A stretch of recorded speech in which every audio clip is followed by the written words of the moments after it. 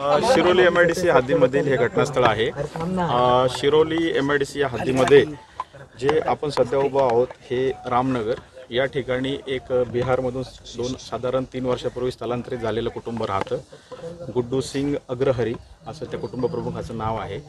गुड्डू सिंग आणि त्यांची पत्नी हे शिरोली MIDC मध्ये दोघेही लेबर म्हणून काम करतात कंपनीमध्ये आणि त्यांच्या मेवणा हा त्यांच्या घरी असतो, म्हणजे त्याचे जे मुलं आहे त्यांचा मामा। तर काल सकाळी 8 वाजता दोघेही नवरा बायको हे त्यांच्या कंपनीमध्ये काम करण्यासाठी गेले, साधारण 7:30-8 वाजता सकाळी जेवण करून।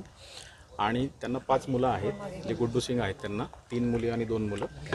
तर संध्याकाळी त्यांची पत्नी 6:30 वाजता घरी आली आणि तिचे पती म्हणजे गुड्डू सिंग हे संध्याकाळी साधारण 8:20 ते 8:30 वाजता रात्री घरी आले। कंपनीत कामाला जाताना मुलीच्या मामाला मुलींकडे लक्ष ठेवण्यासाठी त्यांनी सांगितलेलं होतं आणि त्या मुली काही शाळेमध्ये वगैरे जात नाही, त्यांचे जे अपत्य आहेत 5। तर दुपारी साधारण 1:30च्या सुमारास या शिवानी जी मुलगी काल मिसिंग झाली होती, तिला जेवण करून दिल्यानंतर ती मोबाईल खेळत होती त्या मामाचा दिलेला। त्यानंतर मामा झोपी गेला आणि साधारण 1:30 ते 2च्या दरम्यान ती घराबाहेर पडली। त्यानंतर तिचे आईवडील हे संध्याकाळी कंपनीतून परत आल्यानंतर आईने आणि वडिलांनी मुलगी कुठं गेली विचारलं मामाला, तर ती दुपारी गेली बाहेर असं त्यांना सांगितलं। त्यानंतर साधारण 8:30 ते 9:30च्या दरम्यान त्यांनी आसपास परिसरामध्ये शोध घेतला की सदर मुलगी कुठे खेळण्यासाठी गेली असेल नेहमीच्या ठिकाणी, परंतु त्या ठिकाणी देखील ती आढळली नाही।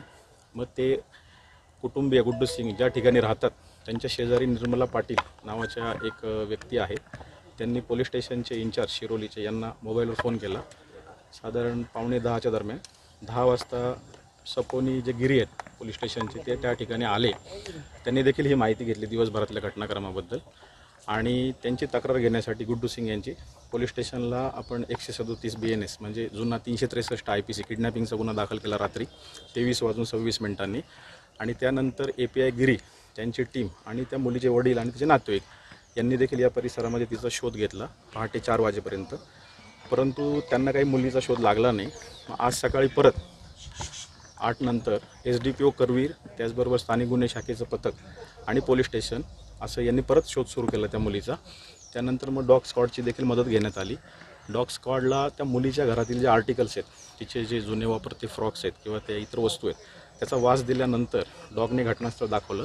त्या ठिकाणी त्या मुलीचा मृतदेह मिळालेला आहे। त्यानंतर मृतदेह मिळाला साधारण 12:15च्या दरम्यान दुपारी। त्यानंतर मग फॉरेन्सिकची टीम बोलून त्या ठिकाणी जे सॅम्पल्स आहेत घटनास्थळावरचे ते कलेक्ट केलेले आहेत। त्यानंतर आता जे वडिलांना तिच्या जी डेड बॉडी ज्या ठिकाणी मिळाली त्या ठिकाणी देखील त्यांना नेण्यात आलेलं होतं आणि त्यांना सर्व परिस्थिती घटनास्थळ दाखवण्यात आलेलं आहे। आणि आता पुढील जे तिचं शवविच्छेदन आहे त्यासाठी त्या मृतदेह आहे तो CPRला आपण शिफ्ट केलेला आहे आणि त्या ठिकाणी SDPO उपस्थित आहेत। आता हा जो कालचा गुन्हा दाखल आहे त्यामध्ये आता ज्या शक्यता आहेत विविध या गुन्ह्याच्या क्राईम अगेन्स्ट चाइल्ड त्या सर्व शक्यता पडताळून फॉरेन्सिक टीमला सांगून तिचं शवविच्छेदन आता पोलीस करून घेत आहेत।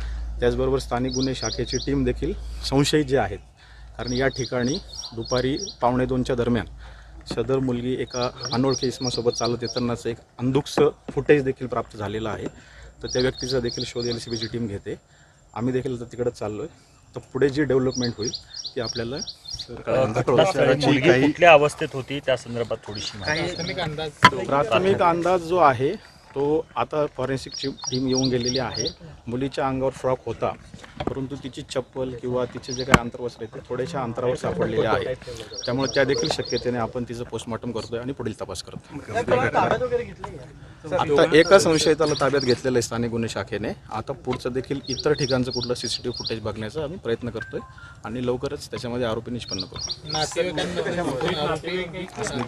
आणि आपण कुठलीही शक्यता नाकारत नाही आता या स्टेजला, कारण आता हे खूप प्री मॅच्युअर होईल मी त्याच्यावर कमेंट करणं की कोण आरोपी असू शकतं। आपण सर्व अँगलने पडताळणी करतो।